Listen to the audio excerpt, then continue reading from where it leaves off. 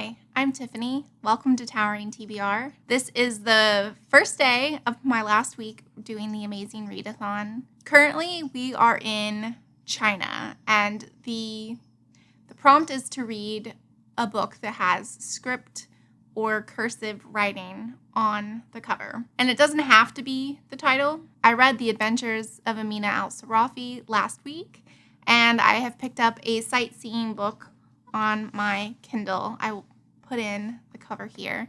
And it is called The Girl and the Ghost by Hanna Alkaf. This is a middle grade story based on a Malaysian folktale. We start out with a witch, and she is dying, and she has this ghostly companion that is called a pelicet. And after the witch dies, the ghost or the pelicet goes to find someone of her bloodline and finds her granddaughter. And he becomes the girl's ghost. He has paranormal abilities. The ghost can summon bugs. They can make fruit ripe or unripe. They can kind of just control different things, but they are supposed to listen to their master. And when the girl, her name is Soraya, when she is picked on at school, the ghost feels very protective of her and starts to hurt the other children who are picking on her. And she is outraged. She is like, "No, I don't want you to hurt anyone. I don't want you to defend me like that. Please don't do that." And he agrees, but she gets picked on quite a lot, and it gets to like a building point where he just can't stand it anymore, and he starts lashing out again. And she decides that they need to go their separate ways, but he is like mortally offended. He is supposed to be linked with her for life and can't believe he's been dismissed, and so he starts using his powers to harm her. She tells her mom, and her mom basically finds a magical guru. I can't remember what they're called in the story, but the guru is supposed to help trap the pelicet and get rid of him for her. But this guy has got nefarious ideas going on, and so the girl, her friend, and the pelicet kind of try to work to figure out who this person is, what his intentions are, and basically the origin of the pelicet. How did he come to be? Is there anything they can do to basically return him to his body? It's really fascinating. It's really quick-paced, and the fact that it's for middle grade, it doesn't seem dumbed down at all. It is a primarily blue cover, and it is written by a person of color, so I will get the bonus points for that. We also had the opportunity yesterday to do a roadblock. This was the first roadblock and possibly the only one for the game, but we were given a list of things that we could do, taking pictures of different categories of books essentially, and we had to pay 100 GRC to do the roadblock. The penalty if you don't do the roadblock though is you have to walk to the next leg whenever that is released, which I'm thinking will be later today. You would have to walk, which would cut your points in half. So I went ahead and did the roadblock and paid the GRC. And yeah, so I don't have a whole lot of GRC left. I'm hoping it's enough to fly for the next 2 legs, but we will see. I also used my 500 GRC to sabotage, and I think this will be out after the results come out. So I will tell you, I sabotaged Team Red. It's really confusing when we don't know who's in the lead, points-wise or even leg-wise. So it's kind of a stab in the dark. We haven't really heard much about purple or green. It's mostly red, yellow, and blue that I've heard stuff about. So I wonder if the primary colors are all targeting each other and purple and green are just off doing whatever. I don't know. Hopefully that would have been a good decision. Whenever I watch Shae, her vlogs, she's one of the red leaders. She always puts a ton of pages each leg. And I can't even compete with her. So I imagine she's earning them quite a few points. And so hopefully that will help my team. I will come back to you when we have a new prompt and figure out where we're going. And hopefully I will be able to finish my sightseeing book and submit those points before the next prompt drops.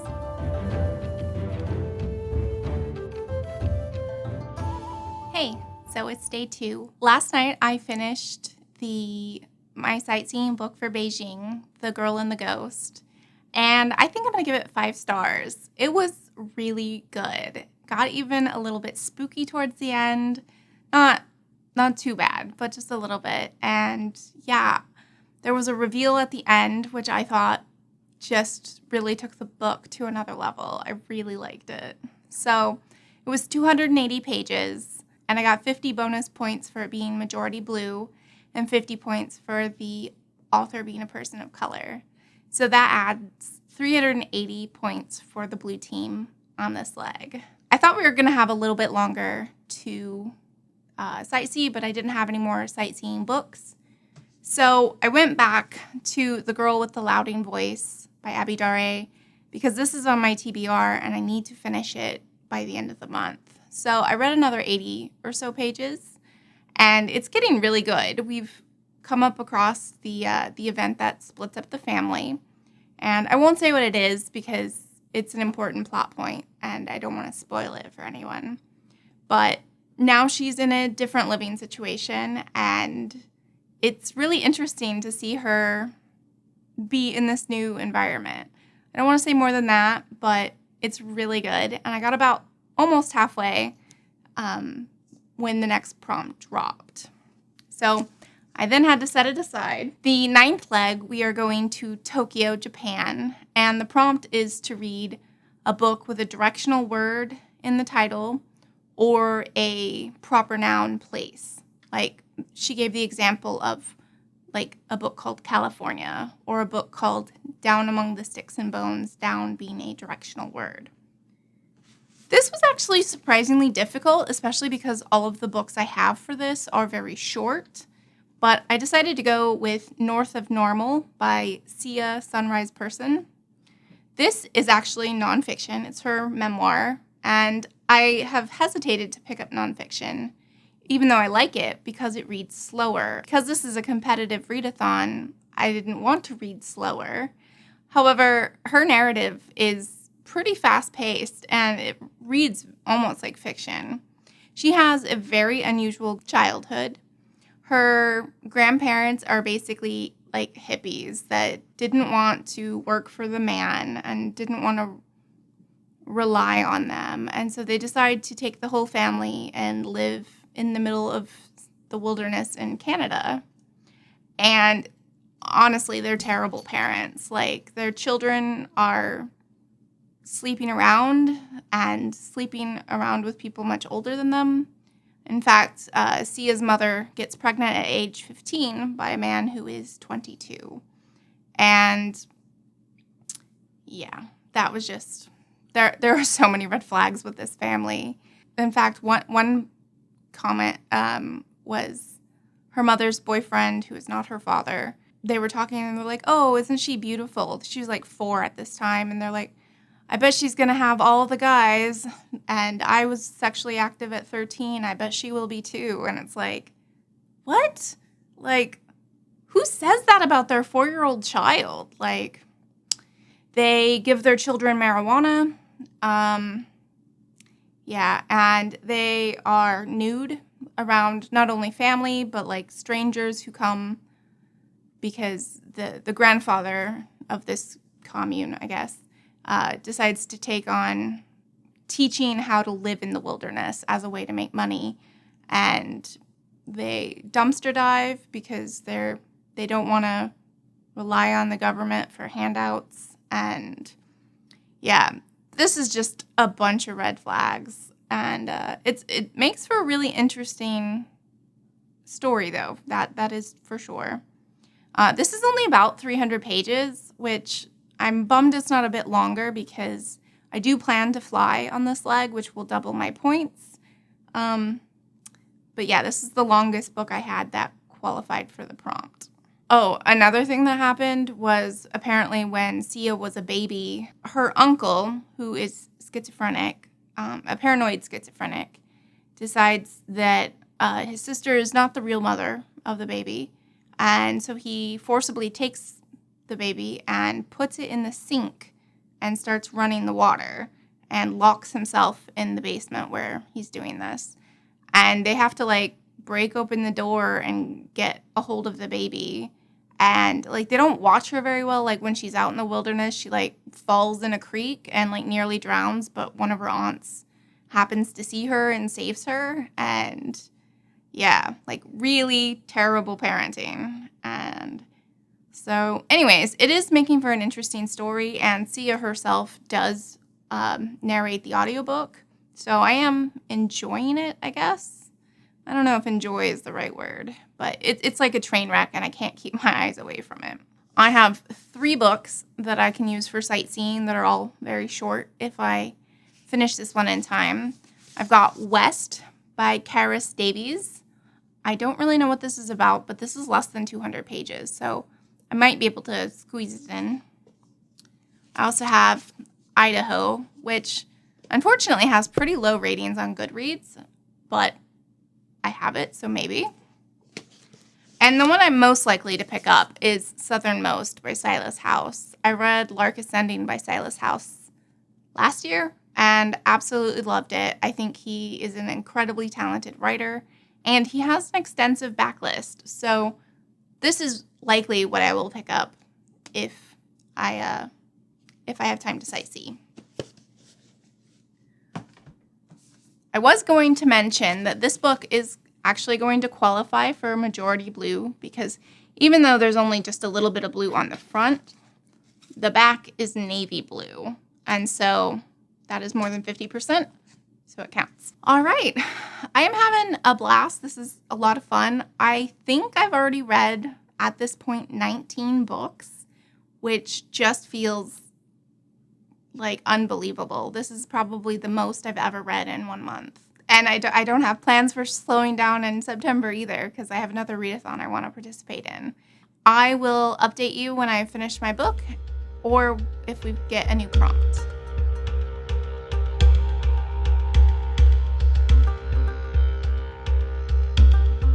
Hey, so it's day 5. I have finished 2 books since I last talked to you, so let me tell you about those. For Tokyo, I had to have a directional word in the title, which is North. I read North of Normal by Sia Sunrise Person. This was her really messed up childhood memoir. This book angered me so much, what she had to go through. I don't think I've been this angry since I read Jeanette Wall's The Glass Castle. It was infuriating, but it definitely made for a really interesting story. So Sia is born to a teen mom, and her dad pretty much skips out immediately. And so her mother and her grandparents and her aunts all move out to the wilderness in Canada. Her mother has had a string of bad boyfriends, and she regularly chooses them over her own daughter. I think I mentioned earlier how they really allowed nudity and sex and drugs, but there came a point where, like, they insisted on nudity, which left her so vulnerable to sexual abuse. Her mom, her aunts, and her grandparents did a lot of drugs. They had sex right in front of Sia with multiple people, and they constantly sexualized Sia as a child. There's even one point in the story where Sia's mother knows that her boyfriend is abusing Sia, but she basically says, like, don't rock the boat, we need him, so basically put up with it. Although she didn't say it in that many words. They also really neglected her health. When she was about 5 years old, in the middle of the nowhere in Canada, she started coughing up blood. And they didn't take her to a doctor. They kept giving her homeopathic remedies, which were not doing anything. And finally, they asked an Indigenous person to come chant over her body. And Surprisingly, like, Sia did get well. I don't think it had anything to do with the chanting. I think she was able to fight off whatever it was. Um, but yeah. They do take her to a doctor at one point when she's about 5 or 6. She has pinworms. And don't look that up if you don't want to be grossed out because pinworms are disgusting. But they do finally take her to a doctor for that because they need to get medicine to fight off the parasite. And the doctor, like, lambasts the mother. Like, how has this child not had any medical care? How, she's not meant to live like a wild animal. The doctor really kind of criticizes the mother for it. And when the mother tells her boyfriend that the doctor was mean to her, he goes and assaults the doctor. After a string of bad boyfriends, Sia's mother, her name is Michelle. Michelle takes Sia to go back to live with her grandparents, who are now in the Yukon. And the grandparents send money to her for bus tickets for her and her daughter. But she spends that bus money on other things, food and drugs. She's always stoned. And a book, which Sia remembers fondly, and decides that they're going to hitchhike across Canada. They get a few rides from some decent folk going in that right direction, but by the time they are picked up by a third car, the man driving sexually assaults Michelle, trying to force her into sexual favors for this ride, and they basically just jump out of the car. Like, they slow down because Sia says she needs to use the bathroom. But then they take all their stuff and get out and, continue hitchhiking. And Sia mentions later that 18 women have disappeared in this same area. It was called the Highway of Tears because women were abducted during this time. And it was sheer luck that they didn't get abducted. She is such a bad mother, and it just infuriated me so much. So when they finally get to the Yukon, she is about 8. Her mom stays for a few days, and then is like, you know what? I gotta go back to the city. I can't meet a man in the middle of nowhere, and I'll get a job. I'll get an apartment. I'll get a man, and then I'll send for you. That's what she does. She leaves for a year, and while Sia's living with her grandparents, she falls through an icy lake and has to be saved by her grandfather, who was not paying attention to her. All of these people acted like having a kid around was not a responsibility. Sia gets lost in the woods. I mean, they just neglect her the entire time. At age 13, Sia is discovered by someone who says that she would be a great model. And at age 13, she leaves her family and goes to model in Europe. And she finally gets out of the situation. She has to take care of herself. She ends the book by saying that she believes that they did the best they could, that these were difficult circumstances, and but they tried their best. And I want to disagree with her. They did not try their best. No. The mother is always looking for boyfriends and has even told her daughter, I can't be a mom all the time. You need to get away from me. I need to be my own person sometimes. And I'm sure a lot of mothers feel that way at some point, but to tell their child that I can't be a mom to you all the time, you're too needy, like, that just seems horrible. This was well written. This was engaging. I'm giving it 4.5 stars. I think I just can't give it 5 stars because I feel like she doesn't really accept that this wasn't her fault and that these people didn't try their best. I think if you do like Jeanette Wall's The Glass Castle or other memoirs where they talk about really difficult childhoods, you would probably enjoy this as well. Enjoy is not the right word, but be gripped by. So anyways, I finished that for Tokyo. So this was 352 pages. I took a plane, which doubles that, and it is majority blue. There's only a little on the front, but the whole back is navy blue. So I get 50 points for that as well. Then I decided to pick up The Girl with the Louding Voice by Abby DeRay. I started this earlier because it was part of my TBR.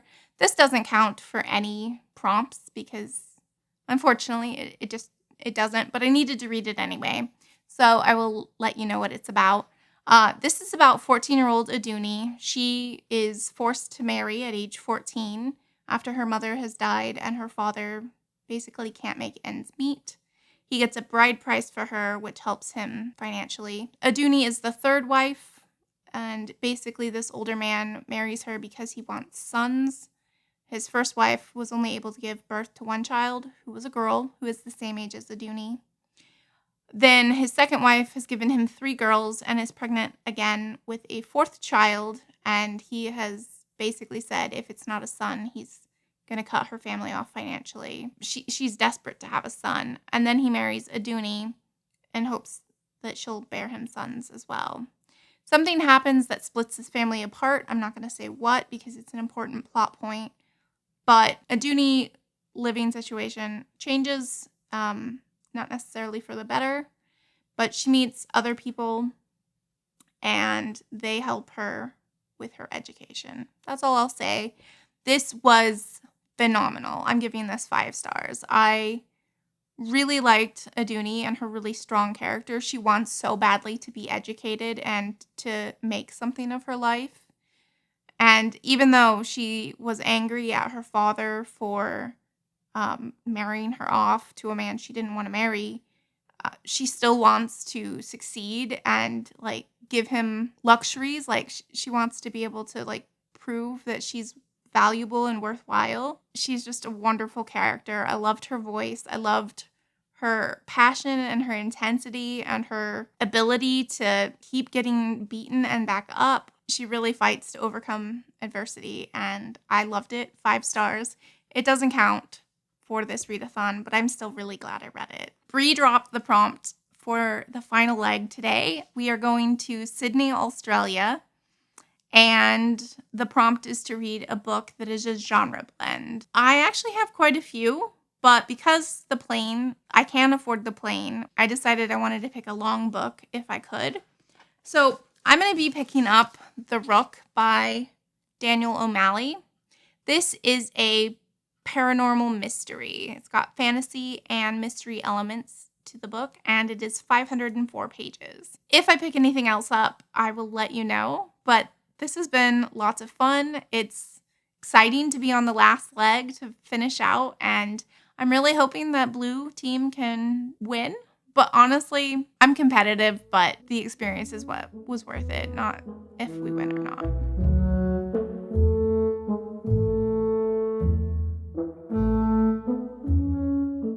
Hey, so it is day 6. I have read about 120 pages of The Rook, and I am really enjoying it so far. It starts out really strong. I'll read you the first couple of lines. Dear you, the body you are wearing used to be mine.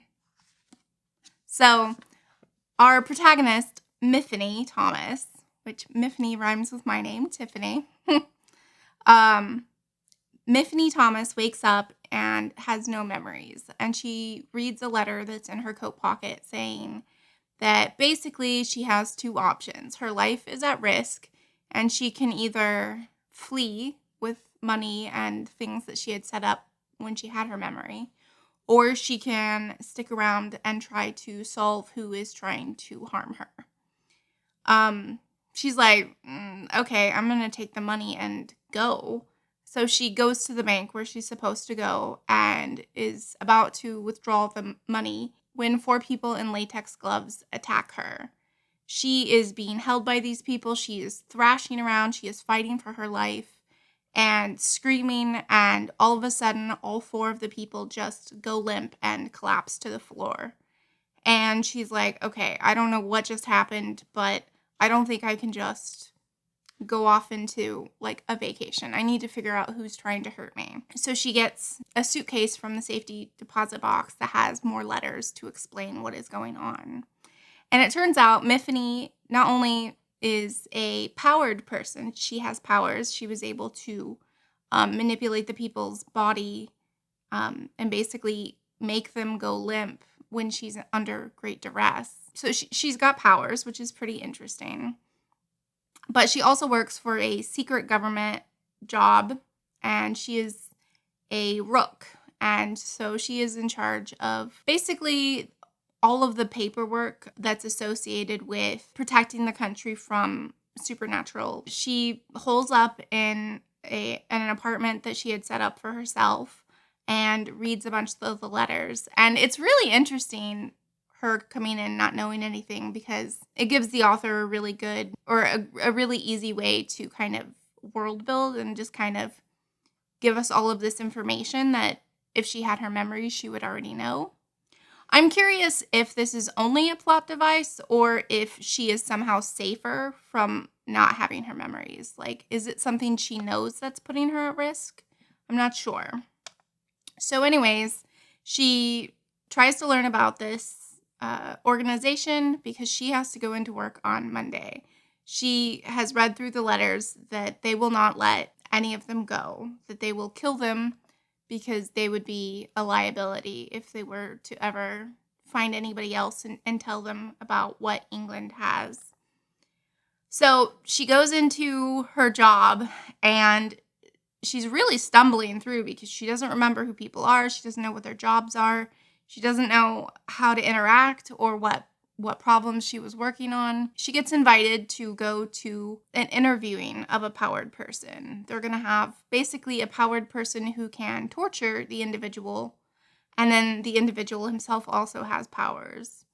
And everybody is treating her like they give her a bag to like throw up in, because she's really shy and really meek, or at least she was. But without her memories, she doesn't know who to be afraid of, and she's a lot more bold. Anyways, the powered person is interrogating this powered individual, and all of a sudden, like, she knows that he is sending pain signals to the man that they're interviewing / torturing. And she decides to kind of try to use her powers, and she reaches out and blocks his pain sensation, which, oh my gosh, that is such an amazing power. As a person with chronic illness and chronic pain, I would love to have that power to block the pain signals. But she blocks the pain signals, which forces the interrogator to kind of up the ante. He's asking who he works for and what his purpose for being here was. And he keeps increasing the intensity because the man's not answering. He's not in pain because Miffany is kind of preventing that for him right now. Anyways, he goes over the top and kills this individual. But before he does, he spits out that he is working for the grafters. And everybody, like, freaks out. But because Miffany doesn't know who the grafters are or why people are afraid of them, she has a very muted response. And people are starting to notice that she is not acting in character, and they're starting to comment on it. So anyways, when she gets back to her office, she looks up who the grafters are. And basically, they were this kind of like mad scientist things. Like, they're called grafters because they grafted body parts of animals and people, and like did a lot of experimentation that way. England had to send a lot of their powered individuals to take them out, but they thought they were extinct. And knowing that the grafters have sent an agent into their country and that they aren't gone is very frightening, because basically they were power hungry, like mad scientists. So after she reads about them, like, we then learn why everybody was so afraid. And I think that that's what this book is going to be about. It's going to be about her managing her job and possibly this threat. But she also needs to figure out who wants to hurt her and why. And it's just, it's very tense, and it's very, very interesting. I don't read a lot of paranormal books, and so I don't read a lot of books that have like superpowers. But some of these superpowers are quite interesting. Like I said, I would love to have her being able to interfere with body pain and body parts and stuff. Like, that's a cool power. But her counterpoint, the person who does like most of the field work in her department, is a hive mind. He has 4 bodies, 3 male and 1 female, and is able to independently move and think with one central hive mind brain, but all 4 of the bodies are able to move and act independently, even far away from each other. So that's a really interesting but kind of creepy power. The head of this organization, the lady, is she's able to enter people's dreams and not only enter them, but manipulate them and have conversations with the people who are sleeping, which is a pretty cool power. She is the only one currently that knows Miffany doesn't have her memories anymore, because she enters her dreams and she's like, wait, who are you? And she's like, oh, you don't have your memories anymore. So basically her notes to herself said, if the lady is the one that wants to harm you, you're pretty much SOL. Like that would be really bad. So I'm hoping that that's not the person who wants to kill her. But I'm finding the powers really interesting. I'm finding her, trying to get along with, very little information interesting as well. And yeah, I'm going to keep reading this and hopefully get quite a bit more done today. And it is very gripping and enjoyable. I'm loving it so far. We only have a few days left of this, and I want to go out strong. I don't know if I mentioned, but this is my 21st book this month. So that's like ridiculously impressive.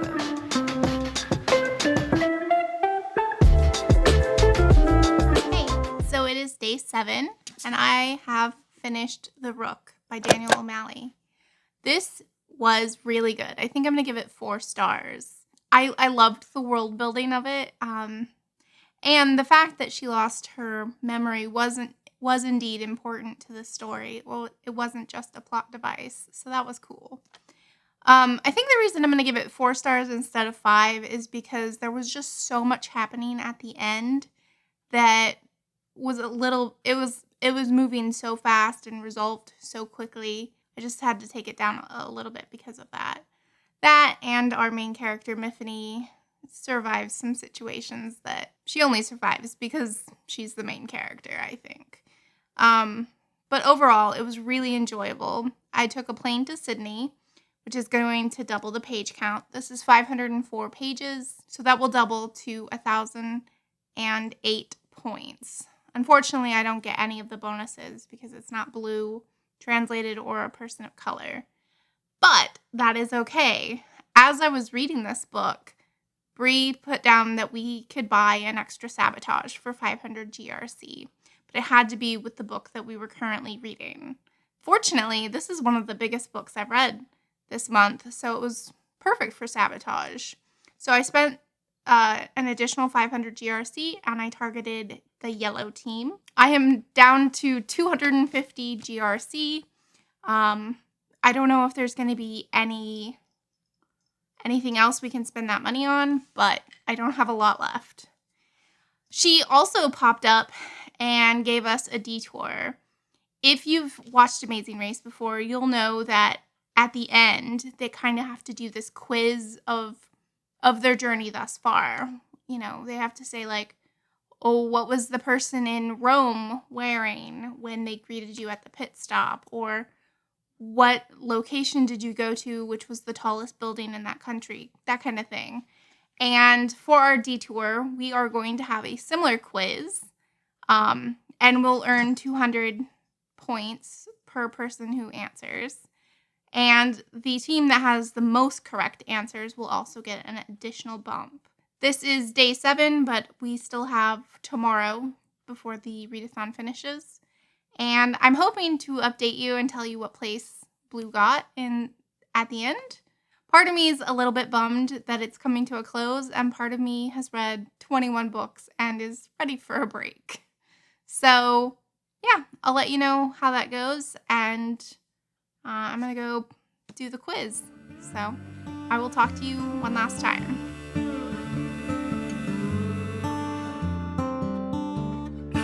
Hey, so the readathon is now over. I didn't read anything else additionally, and Bree has now posted the results. I was on the blue team, and we got 3rd place. I'm pretty happy with that. As the largest team, I think we were perceived as a threat, and we probably got a lot of sabotages. The team that came in first was the red team. Good job, red team. I'm glad I at least used one of my sabotages on the red team. It was hard to know who was in the lead, but I think they just blew us out of the water. So that was a lot of fun. Bree has said that she is going to do this next year, and I'm already excited to participate. Let me know if you participated this year and what team you were on, or if you plan to participate next year. This was a ton of fun, and thank you for coming on this journey with me. Bye.